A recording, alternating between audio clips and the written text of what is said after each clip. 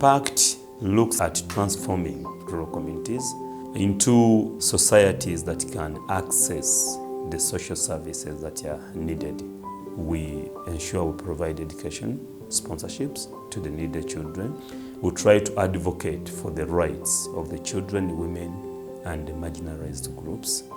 We also largely increase access to clean and safe water within the rural communities. Mpenja sub-county is characterized with a number of challenges. Poor access to water and sanitation facilities, poor education facilities. Even the schools which are there have no pit latrines. The children are accessing very dirty water. On top of that, they travel long distances to collect the dirty water. And before they go to fetch that water, they first do housework, cleaning the compound, washing the dishes. So ideally, by the time they get to class, they're already exhausted. And here they come to class, they have to sit and then concentrate and study. They are competing with children from Kampala, from those good schools. We get our water on the well across the road. It is a bit far from school. We spent a lot of time at the well, which we would have spent at school in the classes. This could be one of the reasons why even these children are not performing well in class, because they have a very big burden. You'll find that even the teachers in schools rely on the pupils to collect for them water. So when a borehole is sunk within a school, we save these children the task of collecting water for their teachers. We've saved them a task of looking for water to drink. We are constructing 20 water points under this current project. By this time, we have so far completed 15, and we hope to complete the remaining 5 water points by end of this year. The 20 water points are estimated to benefit just 22% of the total population in that area. That's about 8,300 people. We started with the communities that do not have any access to clean and safe water. Of course, we consider the neediest of the needy. We give the schools the first priority. After identifying the water eyes and also the water points, we work closely with the community leaders before the construction. We engage them into sensitizations. We form water management committees that we take through training in sustaining and making sure that these water points are operated and maintained well. PACT, when they came in, they had a clear strategy and they have delivered. Now the people know what to do. They love their water sources more than they used to. They really take good care of them. They are even saving for these water sources in case of any breakage. Really, they have organized the community. At first, we are getting some water from a certain opened well that we get good Samaritans who have constructed for us a protected well, and now we are getting clean water. This borehole is so near our school. We don't have to walk so far. We use this water for drinking at school, and we use it for cooking food and porridge. Because we have clean water, we don't get diseases. It's not the only school community, but there are even some other members of the village community who are getting the water, and even part of the town of Shiriri. They are getting water from this source. So the safe water coverage has gone up, but there are still some who are lacking safe water provision. So when you went to Mpenja sub-county, actually at the start of this year, many more people and development partners picked interest in the sub-county. So we are now trying to come up and try to make sure that we improve the sanitation of the schools. We do construction of latrines for them. We sensitize them. We form clubs in schools. We give them purifiers, water purifiers, whereby they can drink clean water. Cases of waterborne diseases will be limited, and there's a lot of time spent attending classes.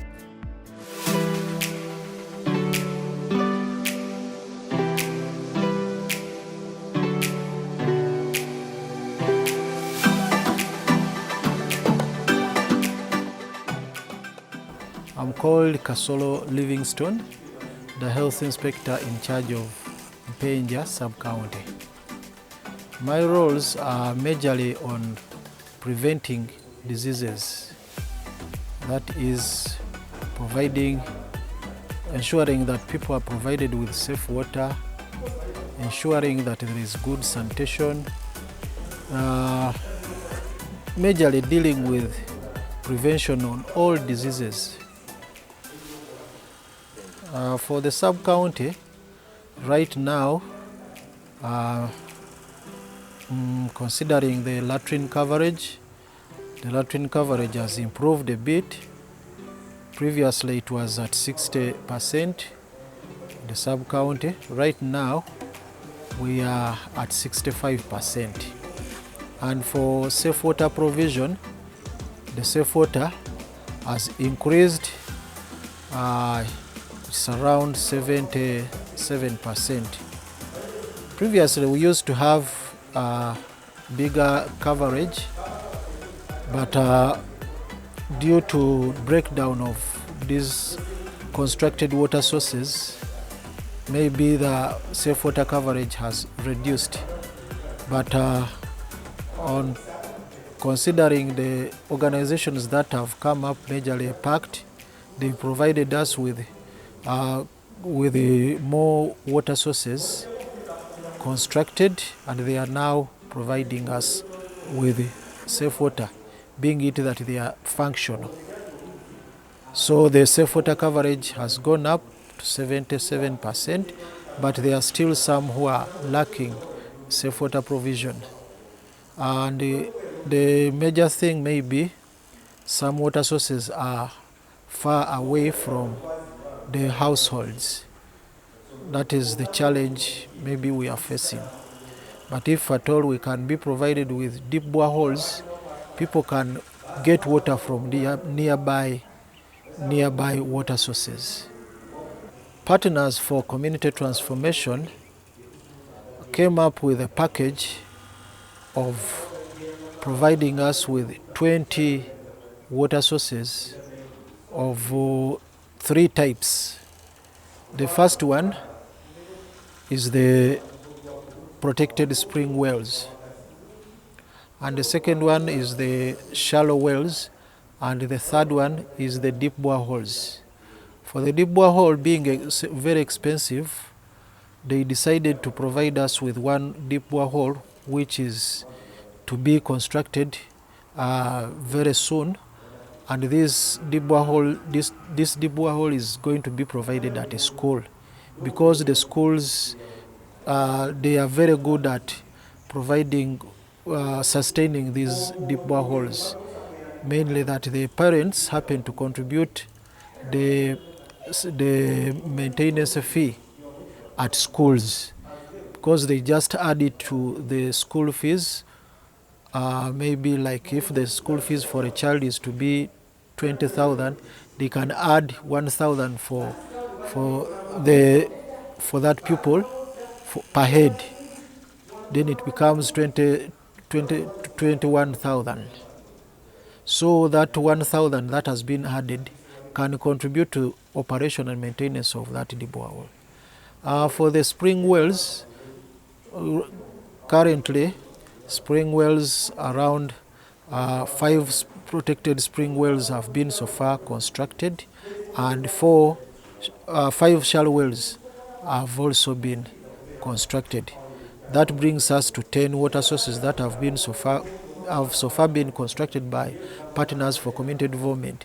But because they promised us 20 water sources, so this activity is still ongoing. We expect the 10 more water sources also to be constructed at different points.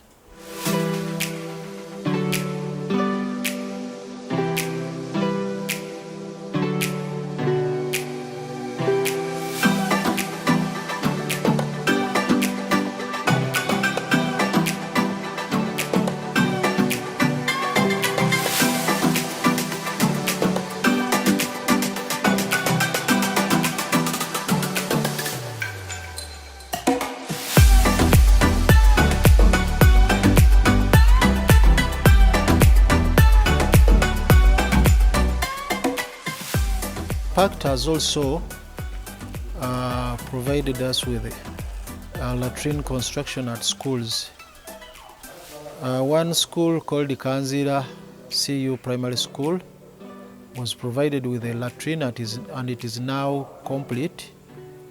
They are about to open it, to commission it. Construction is also ongoing at a certain school called St. Samaria Primary School at Maseruka. They are constructing a latrine of 5 stances. Then we expect also another latrine to be constructed at Chetume, Church of Uganda Primary School.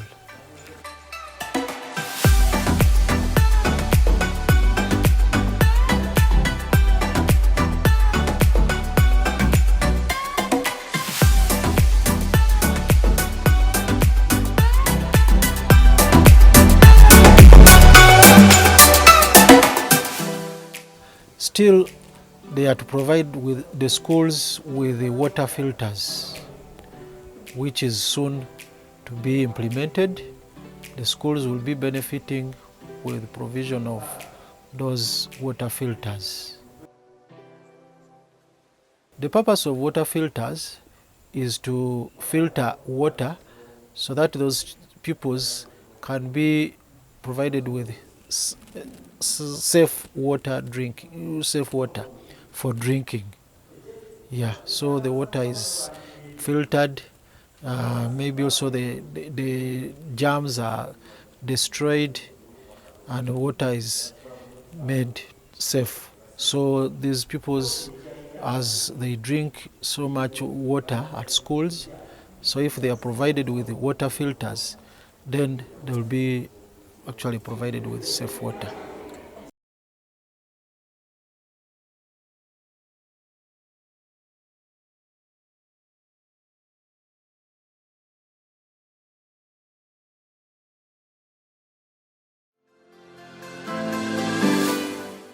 Another maybe capacity building has been conducted for water and sanitation committees, which were selected at every water point that is to be constructed or has been constructed.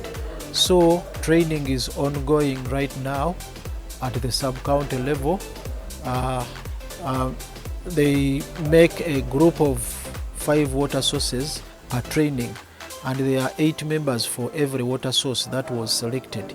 So 8 members times 5 water sources, the trainings they conduct is for 40 members on the water and sanitation committees. And these water committees comprise of the chairman of the water source, the secretary, the treasurer, the water source caretaker, then 2 village health team members, or what we refer to as health promoters. Then we also happen to add on some 2 youth. One is maybe a female and another one is a male. So while selecting this water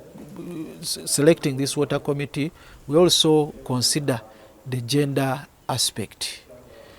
We ensure that 50% of the water source committee are female. Yeah. And during this training, they train these water user committees. Even at community level, we first train the community on the critical requirements that are required by the community. The community is required to make at least some contribution towards operation and maintenance of this water source. And they also select a committee which comprises of 50% female members. We also ensure that sanitation at the community level is actually at 50% or more latrine coverage. Another critical requirement is the land agreement. We ensure that where the water source is going to be constructed, at that point, there should be a land agreement. The owner of that land makes an agreement, and that agreement is is left at the LC level, even maybe at the sub-county level. And we also ensure that a memorandum of understanding is made with the district, the sub-county, and even at the community level. There is also a contribution that is to be ensured by the community. We ensure that at least the community contributes 150,000 to be put on an account, and that fund is for the purpose of sustaining this water source, so that when the water source breaks down, they already have an account. They just go and withdraw that money and come and use it for operation and maintenance of that water source.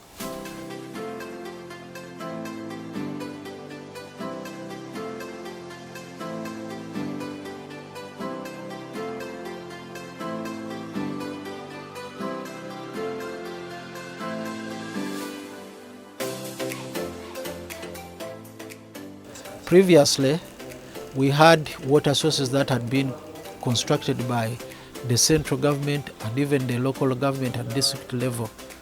But these water sources did not have maybe a contribution. And we learned it that for the community, they could not put in effort to maintain their water sources, mainly because they had been provided just as an offer, because they had not put anything for that. But now also the local government have come up, even the ministry have come up with that method or that aspect of the community making a contribution, and that helps the water sources to be sustained, and the operation and maintenance is there.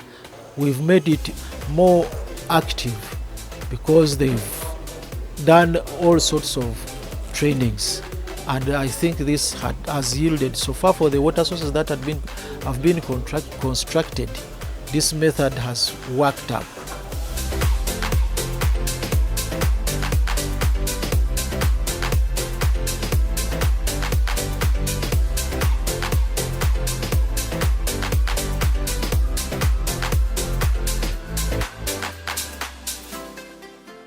My name is Senyonjo Saleh. I'm the Senior Assistant Chief Administrative Officer for Mpenja. Generally, I'm in charge of administration of this sub-county. In Mpenja, we have approximately 32,000 people living in Mpenja who are generally subsistence farmers, and indeed many of them live below the poverty line, and access to basic facilities and necessities is a challenge in Mpenja. It has been around 8 months since PACT came to Mpenja. They were recommended by the District Water Office to come and work in Mpenja.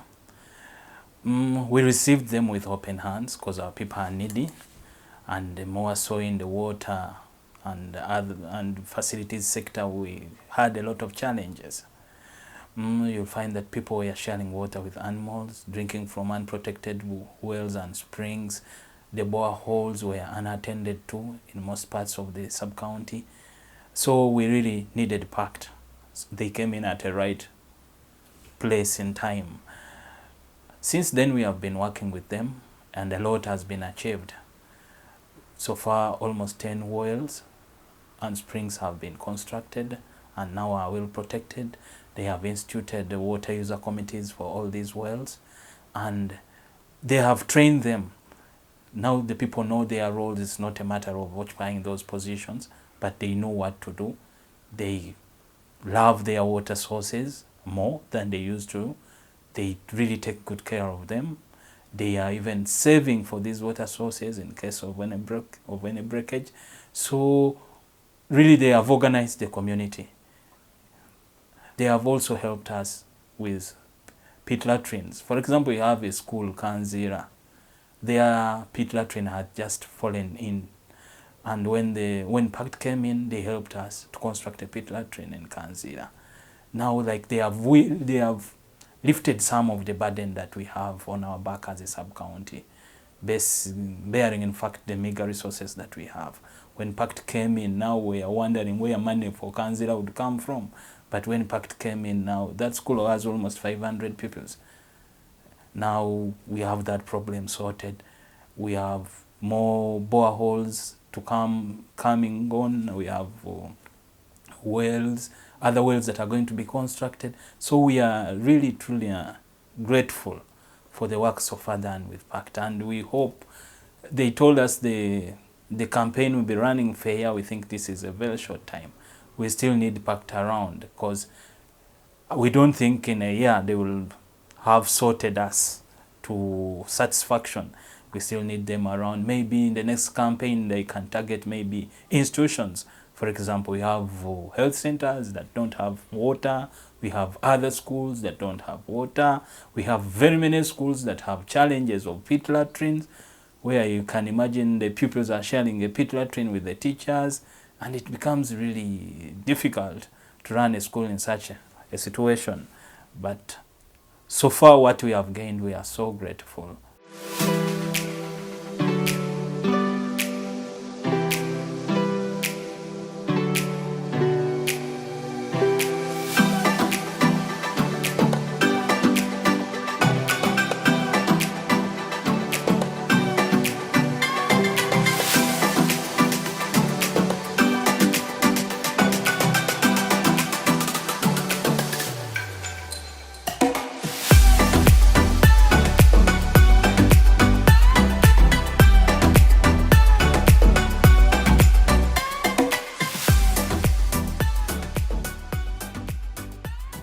We have 24 schools, government-aided schools, and we have very many other private schools, but all these are in need. So far, they have managed to reach 2. I think, if I recall, two schools are going to get pit latrines. But to be honest, all the 24 are needy. The other 22 are all needy. Where you find one pit latrine, maybe the teachers are sharing. In some others, the girls are sharing with boys, and the situation becomes so difficult. But if they can give us more support, even in various areas, even in commercialization of agriculture, people teaching our people how to save, livelihood support, we shall be grateful if they really touch us from these different directions, and so that we can improve the people of Mpenja. In the African setting, you'll find that the task of collecting water is entirely for women and children. That's the African setting. And now that the mothers are busy most of the time with the gardens and other chores, it becomes entirely a task of the children. And you'll find that these children have to juggle between collecting the water and being at school. You will find that a child has to walk some 5 kilometers in the morning to go and fetch water, to and from 5 kilometers. And then this very child, from those 5 kilometers, now he has brought a jerrycan of 20 liters home. He has to walk again some 7 kilometers to a school. You see how tasking it is on these young children. So by the time this child rests in the night, he has walked around 20 kilometers in that single day. And it's routine, he has to do the same the following morning. So this could be one of the reasons why even these children are not performing well in class, because they have a very big burden of water. They go to fetch the water, come back, go to school, then come back. In the evening they will have to go, because what they brought in the morning has been used through the day. So they have to collect some water, maybe for them to bathe, for them to wash their uniforms, maybe for the elders to bathe at night. So it becomes very challenging for these children. Because water is a challenge, you'll find that even the teachers in schools rely on the pupils to collect for them water. So they will find some time, a break between the classes, to tell these children, the pupils, the children to go and collect for them water for the teachers. So you'll find that somewhere time is being lost to collect water. And now it becomes a challenge, because the children, when they are at school, they don't have an immediate source of water.